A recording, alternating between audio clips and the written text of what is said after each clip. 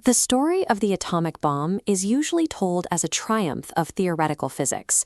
We picture brilliant physicists at blackboards, converting the math of mass energy equivalence into a weapon intended to stop a global conflict. But in the war rooms of the 1940s, the Manhattan Project was viewed through a very different lens. To the people holding the purse strings, this was a terrifyingly expensive wager that drained $2 billion from the U.S. Treasury. Every dollar spent on atomic research triggered an economic reality called opportunity cost. In wartime, a dollar spent researching a theoretical weapon is a dollar actively denied to the soldiers fighting on the front lines. This illustrates the raw math behind that choice. On the left is the price tag of the entire atomic program. For that exact same $2 billion, the United States could have manufactured an additional fleet of 25,000 fully equipped conventional heavy bombers. Which leaves a serious historical question. Was betting the equivalent of an entire aerial armada on a mathematical theory a strategic masterstroke or a reckless roll of the dice? You don't spend $2 billion in the 1940s on test tubes and chalkboards. The Manhattan Project required constructing a shadow economy overnight, filling entire valleys with sprawling specialized factories, like the K-25 facility in Tennessee. Operating these massive plants required an army of human capital, tens of thousands of blue-collar workers, machinists, pipefitters, and clerks, clocked in every day to refine materials they weren't even allowed to know the names of. Building the bomb demanded pulling vast amounts of steel, timber, and highly skilled labor out of the general supply chain, starving the active military theaters of resources they desperately needed. This flowchart maps the burden. To enrich uranium and plutonium, millions of tons of steel and concrete were diverted from shipyards into the atomic pipeline.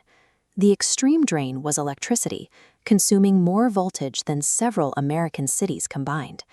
Inside these plants, thousands of operators sat for shifts on end, turning dials to keep the magnetic separation machines running at precise parameters. Every kilowatt burned and every hour worked at these secret sites was a direct, measurable tax levied against the conventional troops fighting their way across Europe and the Pacific.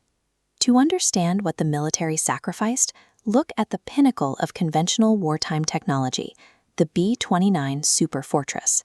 Unlike the atomic program, bomber production was a known quantity. Engineers had perfected the assembly lines, meaning they could accurately predict the exact cost, timeline, and output of every single plane rolling out of the factory.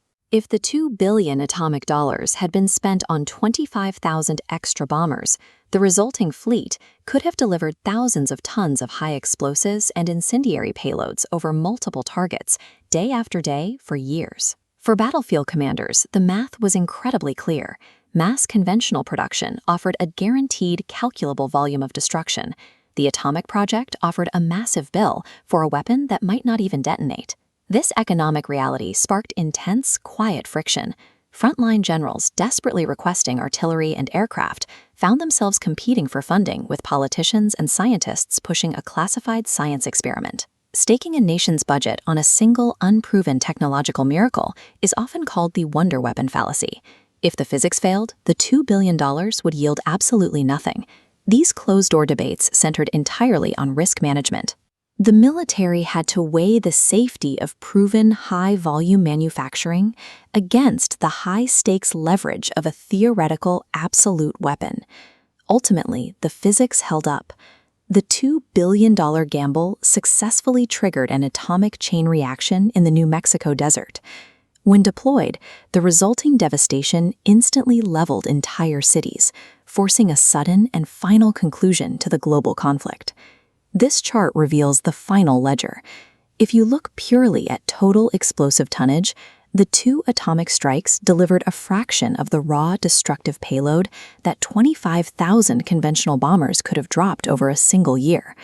Mathematically, the bomb was, but its real value was psychological.